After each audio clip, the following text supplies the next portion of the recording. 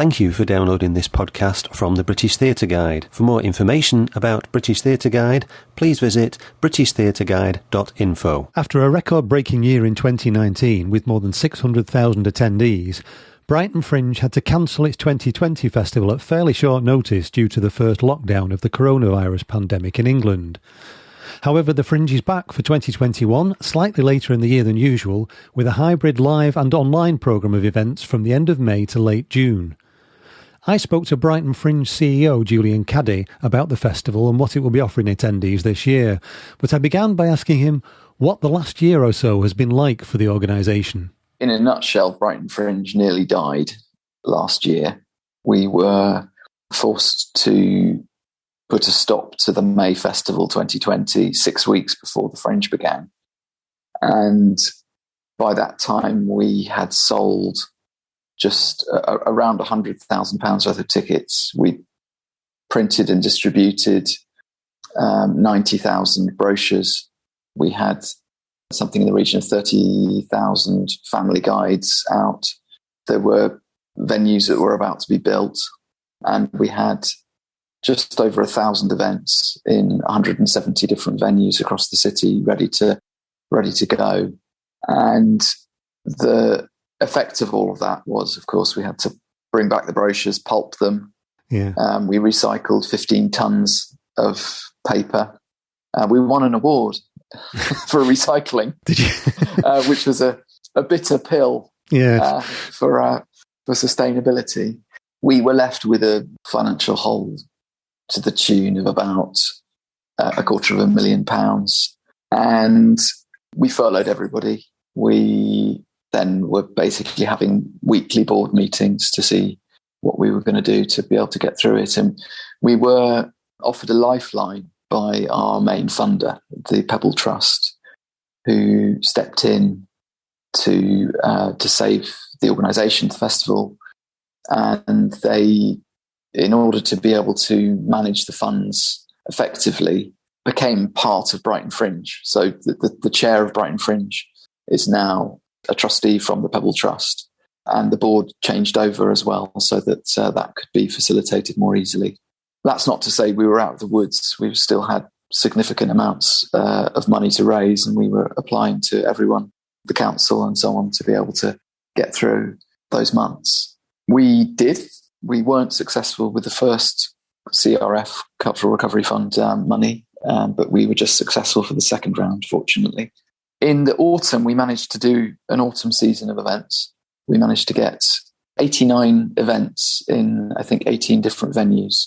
Half were digital, half were live in-person events, socially distanced. And we had just over 12,500 attendances, both live and virtual, which in normal times in Brighton Fringe, because we have something like 600,000 people attending Brighton Fringe every year normally, that feels like not very many. But during the pandemic, you think, are you out of your mind? 12,500 people? Yeah. But of course, that's spread out across 4 or 5 weeks. And very fortunately, in that case, for the autumn season, the second lockdown came just as we were closing the festival. So that meant that we were able to go ahead largely as planned. Yeah. It was a big disaster we heard a lot about Edinburgh, all the Edinburgh festivals, but they had a bit more notice. Yeah. It was really short notice for you then, wasn't it? Well, yeah, I'm very, very inconsiderate of COVID to have done that. But yeah, I mean, it was very short notice, and we were, well, the only way for it to have been actually worse probably would be for it to have happened like days before the Fringe began, when all the venues would have been built, and we wouldn't have been able to deliver any of the tickets, but we would have sold a good deal more because it would ramp up significantly in terms of ticket sales. So yeah, it was bad, but it wasn't. It could have been worse. Yeah. If you were relying on government help, then it would have been too little too late then, was it? 143,000 you got in the second round and nothing in the first. That wouldn't have really helped you without the Pebble Trust money at all, would it? No, it really wouldn't have done. I mean, we did get some emergency Arts Council support, and there's been some support from the local authority as well, and that's been really great. And there've been some other funds that have stepped in to support us as well. But in the end, it's the steadying nature of the support from Pebble Trust, which has helped see us through. Because it would have, without it, we were either going to have to close the business down and just keep the IP, or close the business down and just keep a very, very, very small complement, maybe just me and another person working part-time. And then the plan was to re-emerge in 2022. Yeah. Which, of course, would have meant that everyone would have lost their jobs. Yes. We really needed to... Well, we felt that we owed it to the team to do whatever we could to be able to keep people's jobs, because if they were to lose their jobs, they wouldn't really have anything else to go to. It would have been disastrous for them. And for the whole sector not to have the platform when they need it most. Yeah. And beyond the sector, really, a place like Brighton, I mean, 600,000 visitors, even for a place, a normal tourist place, that's a lot of lost revenue, isn't it, for so many different local businesses? Yeah, I mean, in a normal year, Brighton Fringe brings in just over £20 million in economic impact for the month. And that's not including the ticket sales. So it's a big chunk. And yeah, and I hope we'll be back up to those levels again soon. It won't be this year, but it will be, I expect by 2023 we'll be hopefully recovered. 2022 will also be a recovery year. It's crazy to think it. And back in 2020, how naive we were. Yes. We thought, well, 2021, we'll be able to do a little bit. And then 2022, it'll be back to normal again. Yeah. So we'll be able to do it. And that's the most important thing. Yeah. I've heard so many people say that it's that uncertainty that's really the killer. When somebody had said to me in an interview recently, said, if we'd have been told that everything would be shut until October 2021, we could have lived with that. We got a date and everything. That's something that specific would be very difficult to do, obviously, with something like this. But it's just the uncertainty of opening and closing. And have you found that's been the worst thing, of not knowing whether you'll be able to do anything? Yeah, I mean, even now, we're planning to run a festival between the 28th of May to the 27th of June, and some venues are running a little bit longer into July, till the 11th of July. Even now, we don't know 100% if we're going to be able to go ahead. We've got this carrot dangling of the 17th of May to open up and allow for live performance again. But things could happen. We've got different variants. There's a third wave happening in continental Europe. That there is talk of vaccines not being as effective, and every day there's a new thing. It seems that it's impossible to plan. And ticket sales are doing okay, nothing like they would have been. So people are going out there, and we have done lots of surveys over this last year amongst our audiences, and overwhelmingly people are saying that they really want to go back and see stuff as soon as it's possible. So that's a great thing. So we're looking forward to that. Do you have? I suppose you have a lot of international visitors as well. So international travel still might be difficult even this year. Hopefully not next year. We've pretty much ruled out international performances. We have got some international artists coming over, and they're having to go through all of the expectation of having to do quarantines and so on. But in the main, any of the international work is going to be digital. Yeah. You did a digital season, you said, last year. So how was that planned? Was there some new skills that you learnt in that you thought were valuable for the future? Is something like that going to continue, do you think, beyond this year? I can't see us not doing digital ever again. I think it's going to be part of what we offer going forward. And I think that's going to be the case across the art sector. There will be digital options, and that's not going to go away. And indeed, I think it's a great addition to what we're able to do. We've found with our education program, which is called Fringe Academy, that we've had more attendances than we've ever had before for the workshops that we provide. And there are people attending from all over the world as well. And that's brilliant. That sort of thing, I think, is really exciting. And then from the digital perspective for the events, it really opens the door for not only artists from overseas to be, inverted commas, performing in Brighton, but for the platform of Brighton Fringe to be visible and consumable, if you will, all over the world as well. So it gets the name around amongst people who possibly could never get to Brighton. So it's a great publicity vehicle, I suppose, is it? Yeah, exactly. And that's really exciting. And we have invested heavily in digital over the past year to be able to enable that to be able to happen. It's going to be a continual investment for us in future. And we're not producing a printed brochure this year, and we may never produce a printed brochure ever again.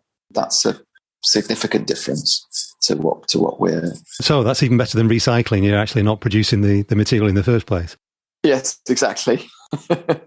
But this year, it's a combination. You're sort of hedging your bets in one sense, but in another sense, based on what you've just said, the digital is going to be part of it in the future. So what's actually happening this year, hopefully? Well, in terms of digital versus live? Yeah.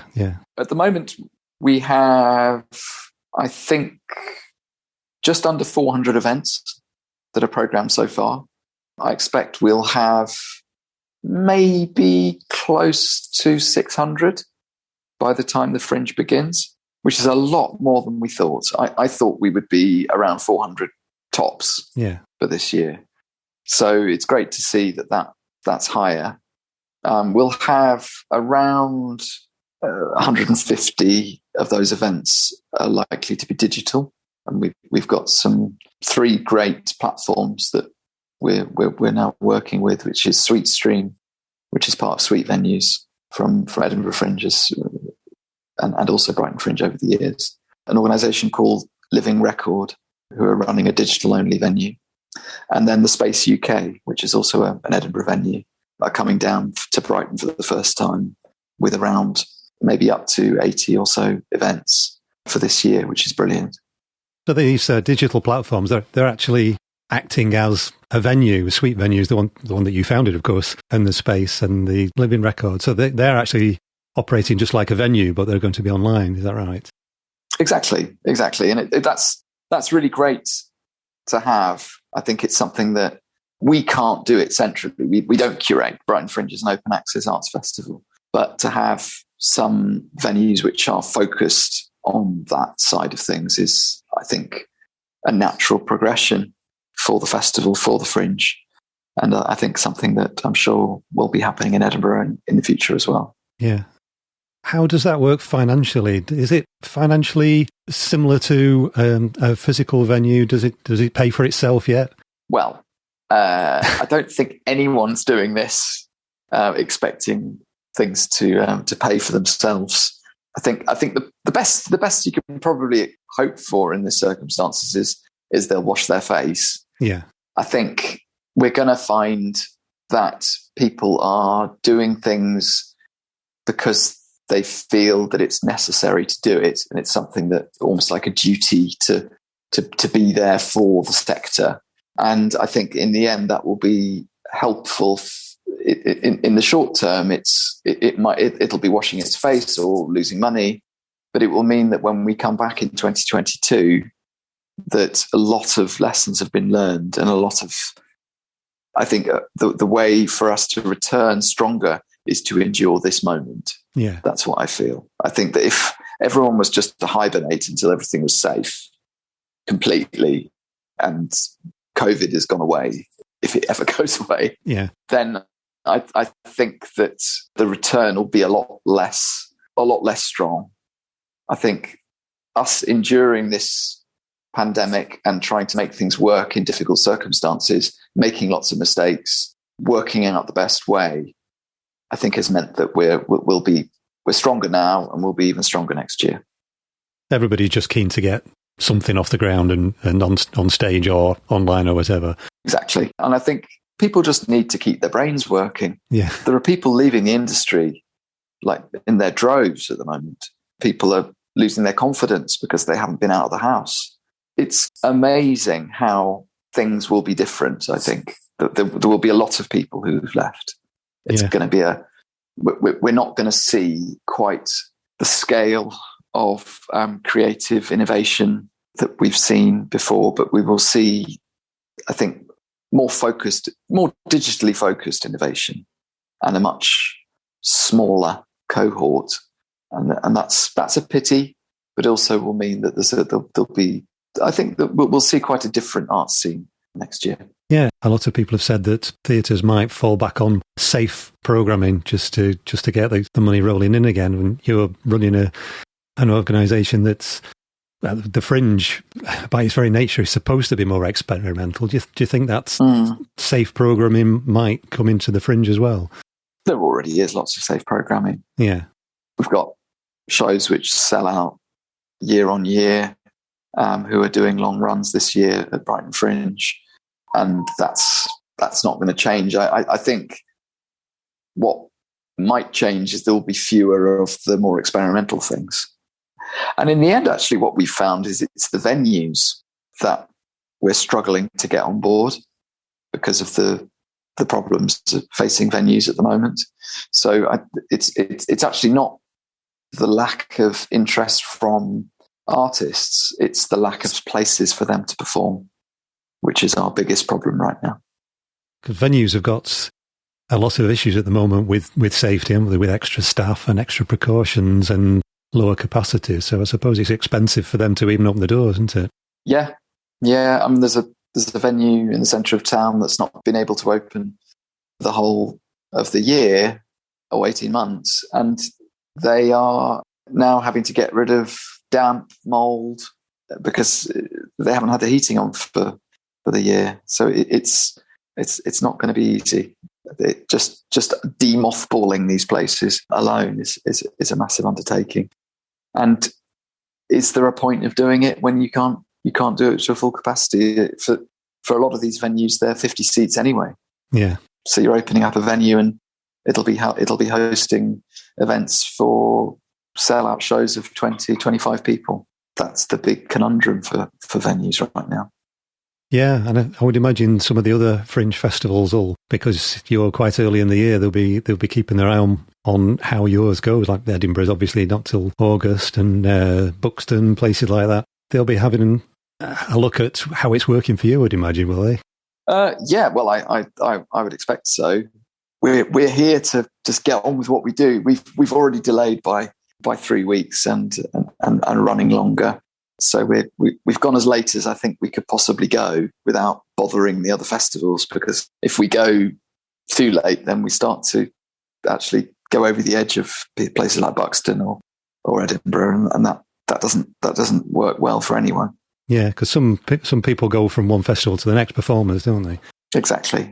So hopefully this is going to be what we hope it's going to be. Hopefully it's going to be what we hope it's going to be, which is a great reunion, a celebration, which is why this year our tagline is Celebrate Fringe. Yeah. It's a moment for us to take stock on what's happened and just to celebrate what we've got.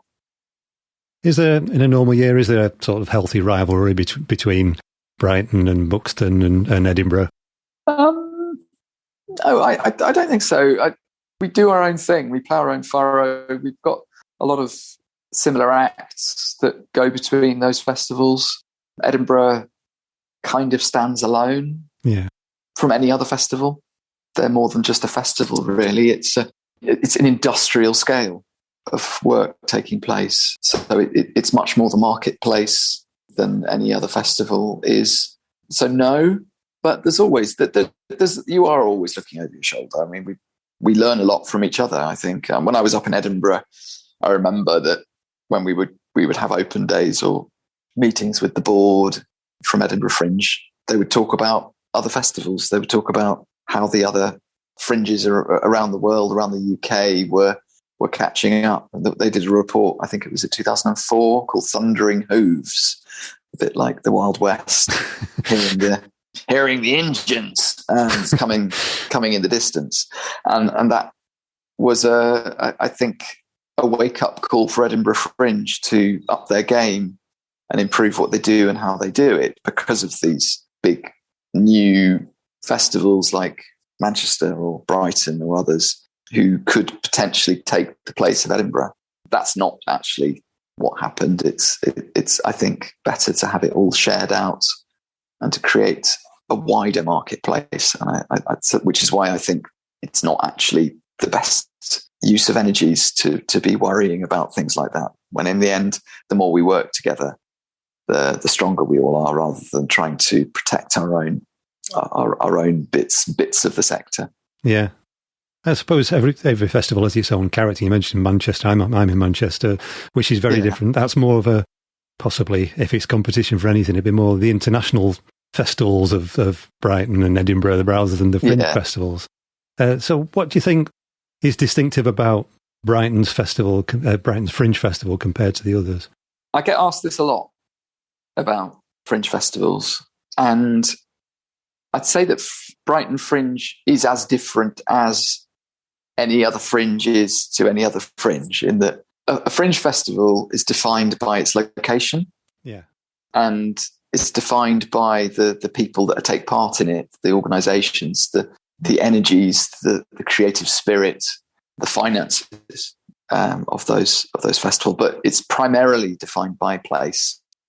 So Brighton Fringe is different because it's in Brighton. Yeah. And it couldn't happen anywhere else. That being by the seaside, the history of Brighton, of being this party town, being near enough to London for people to do day trips, has meant that it's grown to the scale it's grown really quickly in the last 10, 12 years. Whereas you go to, say, Manchester, Zena does an amazing job in Manchester, and Michelle, and I think that's great.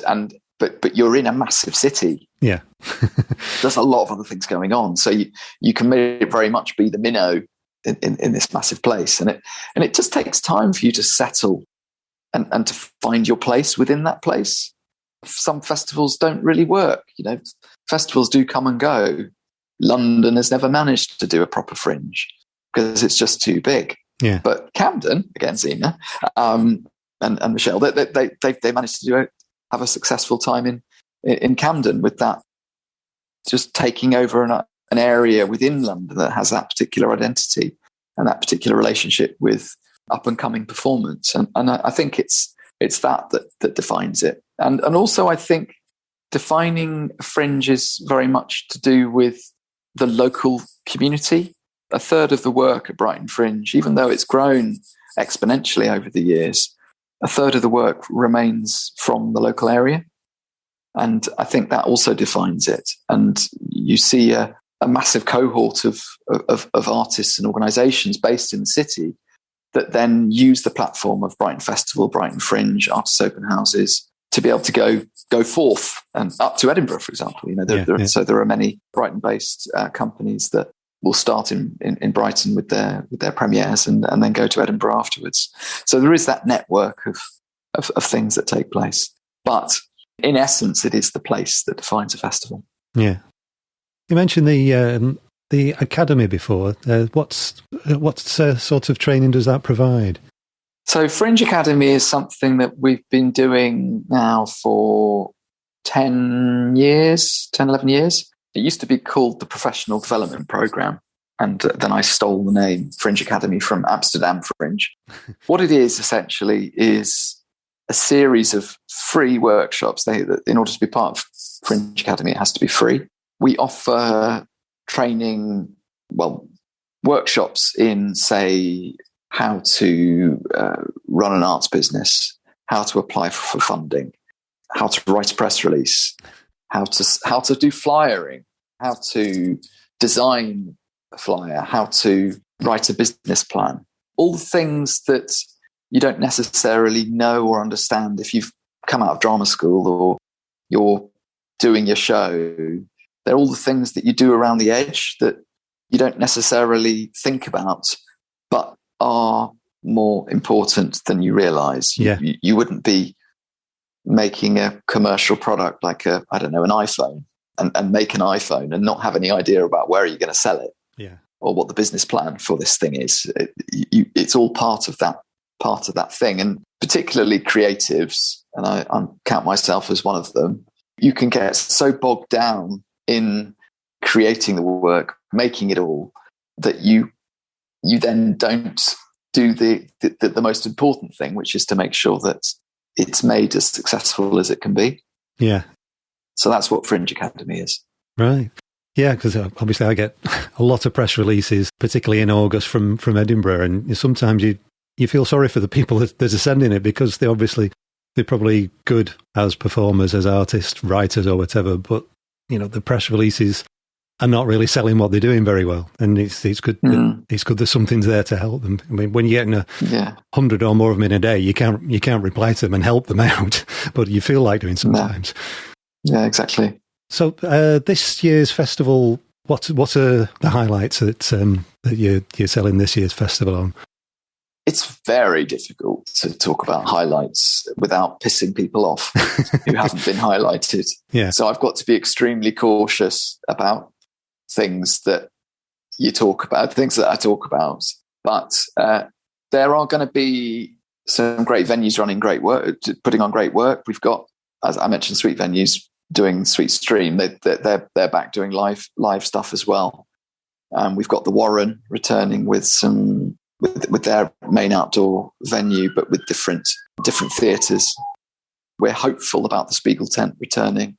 The Ladyboys of Bangkok are back, and they've got a big new circus cabaret show that they're doing in the evenings as well, which they're premiering in Brighton, which is a sort of La Clique type thing with circus and special acts. And across the city, like Laughing Horse are back with a great comedy programme. The Rialto are doing some great new theatre work. So yeah, there is something for everyone again. And what we're trying to make sure is that everything's being done safely. I think in the end, the thing that matters to me most is that it's not just about specific shows that I'm looking forward to. It's the fact that things are happening safely. Yeah. And people are taking the steps that they need to take to make sure that people feel reassured about returning to see live performance. It's all there. Yeah. There's really great work, and you can go to the Brighton Fringe website. We've got the mobile app's gone live, but it's as I say, the most important thing is that we can make it happen, and make it happen with as many people as possible feeling secure. Brighton Fringe runs from Friday the 28th of May to Sunday the 27th of June 2021 at various venues around the town and online. For more information about the festival and the events in this year's programme, and to obtain tickets, visit www.brightonfringe.org, call 01273 917 272, or download the Brighton Fringe app from the Google Play or Apple App Store. You've been listening to a podcast from British Theatre Guide. For more information, please visit britishtheatreguide.info.